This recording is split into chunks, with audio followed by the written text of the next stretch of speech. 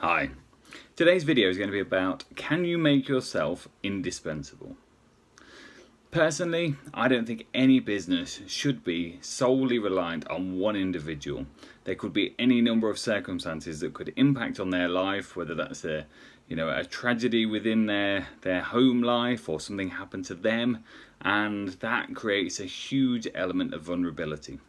There will be certain places where clearly you are the only person employed, and therefore, of course, you are indispensable, because without you, there is no business at all. So I do get that there will be certain circumstances.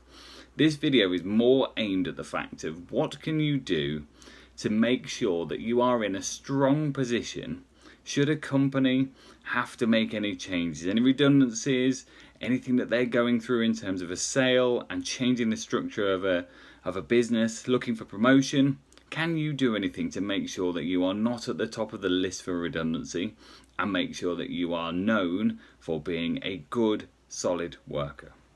In my mind, every person that works for a business should be there for a purpose. If you are employing someone that has no benefit to that business, then I'd be questioning, why are you employed? As an employee, you need to understand what that is. As an employer, you need to make sure that every single person is adding value. And to give you a couple of examples, so if you are a receptionist, you may think, well, I just say hello to people. If you don't handle the greeting of people extremely well, making sure that they are looked after, their inquiries or queries are dealt with accurately and clearly, then that is going to have a negative effect on their business. Likewise, if you're in sales, then clearly you're going to impact it, and you will see how you can do that. But these are a few key points that I think you can do anywhere in a business to make sure that you maximize your opportunity to stay within the business, and you are in control of what choices you make. If you want to leave, you leave because you want to, not because someone else is making that decision for you. So, first one. Be clear on the purpose that you are there for the business. So what are you trying to do to aid that business, and why are they employing you? Secondly, make sure you understand the business that you work for. What are their objectives? What are they trying to achieve?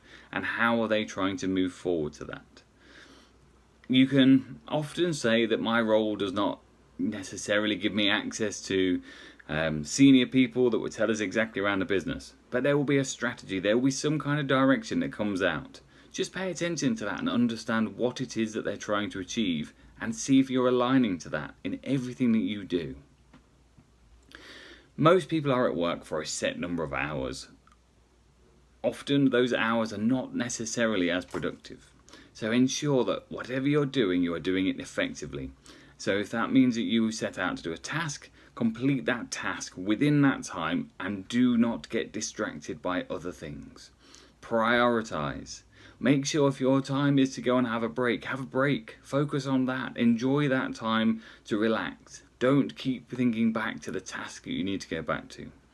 Otherwise, you'll find that your production is very low. You'll be very frustrated and easily become overwhelmed because you have a huge task list that you just do not know where to begin. Also, understand your line manager's pressures. If you know what they're trying to achieve and what you are doing to feed in to assist them, and you focus on those areas, their life will become easier, and in turn, your life will become easier.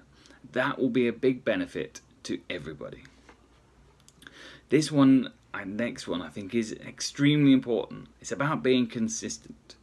So however you behave, hopefully in a professional way, because otherwise you'd have more problems, but coming to work, always being positive, always doing what you say you're going to do. Commit to something and deliver it. If somebody is not aware of how often you will be in a good mood or a bad mood, or if you've had too much to drink the night before, you come in a hangover, that is no good for any business at all. Understand what your personal goals are. What do you want to achieve? People will say it's just a job. Okay, well, I can face the fact that it's just a job. But that job pays your bills.